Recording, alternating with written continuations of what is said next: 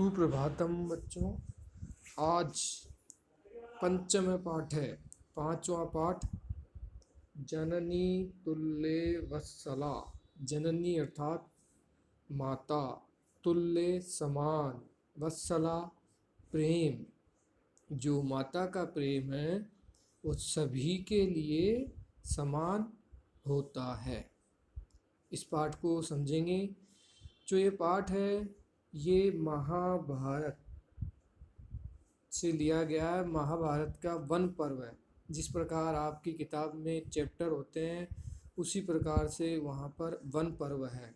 तो उस वन पर्व से ये पाठ लिया गया है।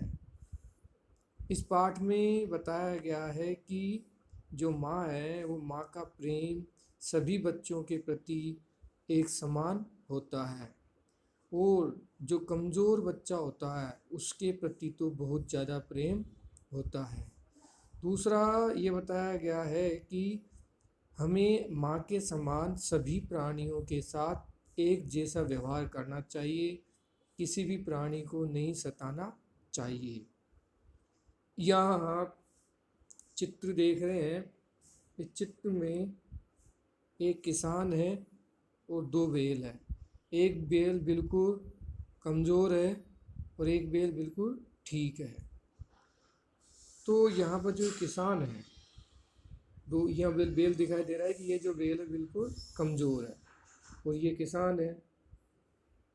तो यहाँ पर क्या हो रहा है, ये बैल चलने में असमर्थ है, तेज़ गति से नहीं चल रहा है।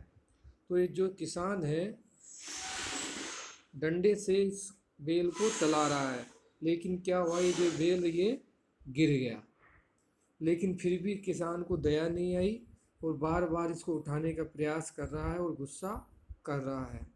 तो ये स्थिति जब स्वर्ग में बैठी हुई गायों की जो माँ है सुरभि, गायों की माँ कौन है? सुरभि।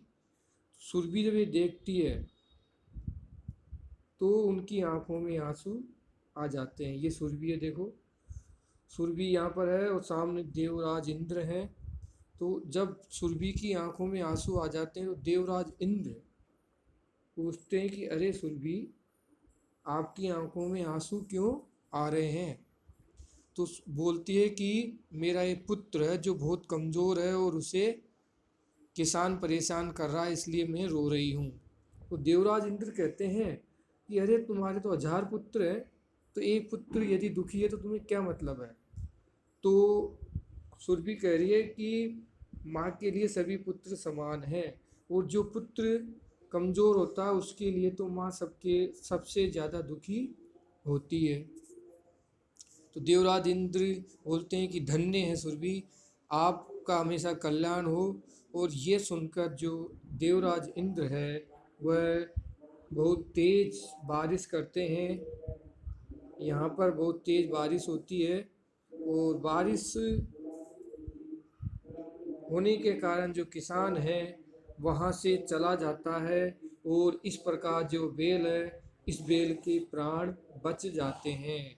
तो इस कहानी से हमें शिक्षा लेनी चाहिए कि जिस प्रकार माँ का प्रेम सभी बच्चों के लिए समान होता है, उसी प्रकार से हमें सभी प्राणियों के साथ समान व्यवहार करना चाहिए। किसी भी प्राणी को नहीं सताना है, किसी भी प्राणी के ऊपर अत्याचार नहीं करना है। तो इस पाठ से हमें यही शिक्षा लेनी है। अगले वीडियो में इस पाठ को विस्तार से समझेंगे। धन्यवाद। धन्यवाद है।